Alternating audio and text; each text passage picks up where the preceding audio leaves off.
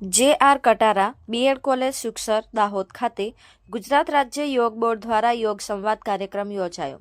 ગુજરાત રાજ્ય યોગ બોર્ડના ખૂબ જ ઉર્જાવાન પ્રેરણા સ્ત્રોત આદરણીય યોગ સેવક શિષપાલજીના માર્ગદર્શન હેઠળ અને ઝોન 3ના ખૂબ ઉત્સાહિત ઉર્જાવાન આદરણીય ઝોન કોઓર્ડિનેટર પિંકીબેનની સલાહ મુજબ દાહોદ જિલ્લાના સુખસર તાલુકામાં જે.આર. કટારા બીએડ કોલેજ ખાતે યોગ સંવાદ કાર્યક્રમ યોજાયો. જે સંદર્ભે ગુજરાત રાજ્ય બોર્ડ દ્વારા સ્વસ્થ ગુજરાત, મેદસ્વીતા મુક્ત ગુજરાત, દરેક તાલુકામાં ગામડે ગામડે યોગ ટ્રેનર તૈયાર થાય અને ઘર ઘર સુધી યોગ પહોંચે તે માટે યોગ સંવાદનું આયોજન કરવામાં આવેલ હતું. જેમાં મોટી સંખ્યામાં બીએડ કોલેજના તેમજ બીએ કોલેજના વિદ્યાર્થી ભાઈ બહેનોએ ભાગ લીધો હતો. તેમજ 55 ભાઈ બહેનોએ યોગ ટ્રેનર માટેના ફોર્મ ભર્યા અને યોગ ટ્રેનરને ટ્રેનિંગ લેવા માટે તૈયાર થયા, જેનો હેતુ સમગ્ર સુખસર તાલુકામાં યોગનું વાતાવરણ બને તે હેતુ છે. આ કાર્યક્રમમાં ગુજરાત રાજ્ય યોગ બોર્ડના દાહોદ જિલ્લાના જિલ્લા યોગ કોઓર્ડિનેટર ધોળાભાઈ પારગી સાહેબ, સુખસર તાલુકા યોગ કોચ સરલાબેન કટારા, ફતેપુરા તાલુકા યોગ કોચ શંકરભાઈ કટારા, બીએડ કોલેજના પ્રિન્સિપાલ બામણિયા સાહેબ, અધ્યાપક નિહારિકાબેન, પ્રિયંકાબેન, સોનલબેન તેમજ મોટી સંખ્યામાં તાલીમાર્થી ભાઈ બહેનો હાજર રહ્યા હતા. ગુજરાત રાજ્ય યોગ બોર્ડ રમત ગમત અને સાંસ્કૃતિક વિભાગ અંતર્ગત જે આજનો યોગ સંવાદ કાર્યક્રમ જે.આર. કટારા આર્ટ્સ કોલેજ ખાતે યોજવા જઈ રહ્યો છે, તો તેમાં ઉપસ્થિત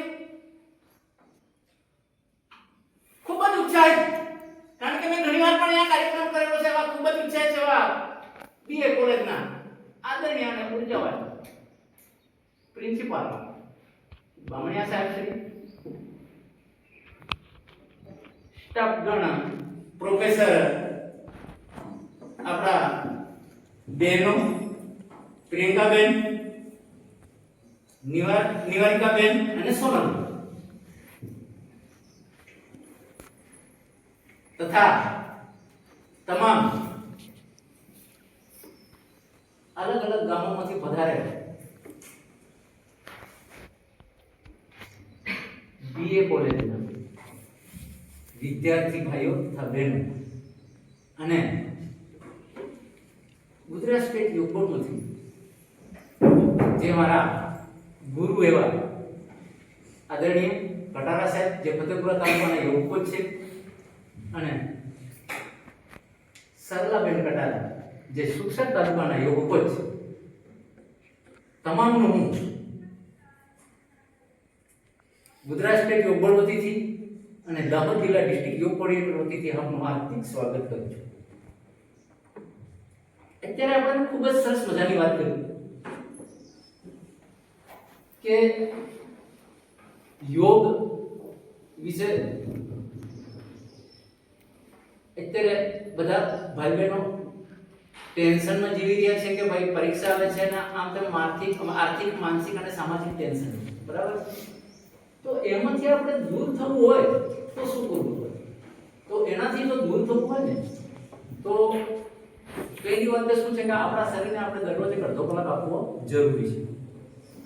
રોજ તમે અડધો કલાક ધ્યાનની અંદર, બીજું કંઈ ના કરો તો વાંધો નહીં, પણ ધ્યાનની અંદર તમને મેં જે આપણે પ્રાર્થના સંઘામાં પ્રાર્થના કર્યા પછી મેં તમને ધ્યાનમાં બેસાડ્યા, આ ધ્યાનની અંદર મનને તો કેન્દ્રિત કરવું હોય ને, તો ધ્યાનની અંદર જો તમે દરરોજ જો અડધો કલાક બેસશો ને, હું તમને ગેરંટી આપું છું કે ક્યારે નેગેટિવ વિચારો પણ મગજમાંથી દૂર થશે અને ક્યારે તમે ટેન્શનમાં રહી શકો નહીં, બરાબર? પરંતુ અત્યારે આપણો સમય છે ને, તો મોટે ભાગનો સમય આપણે આમાં જ વ્યક્તિ કરીએ છીએ, આમાં જ વ્યક્તિ કરીએ છીએ. ને મોટામાં મોટો રોગ આ છે, મોટામાં મોટો રોગ આપણને મા બાપ આપણા પર વિશ્વાસ રાખીને કે મારો દીકરો કે મારી દીકરી આટલા સુધી જશે અને આટલું ભણશે અને મને કંઈક કરીને બતાવશે, એના માટે મા બાપ આપણને ગમે તેટલી દુઃખ તકલીફ બેઠીને આટલા સુધી આપણને ભણાયા છે ને હજી પણ ભણાવશે. પરંતુ મા બાપ છાતી આગળ કાઢે અને ખુલ્લેઆમ ફરે ને એવું આપણે બનીને બતાવવું, ત્યારે મા બાપને પણ ગર્વ થાય કે મારો દીકરો કે મારી દીકરી આટલા સુધી પહોંચ્યા છે.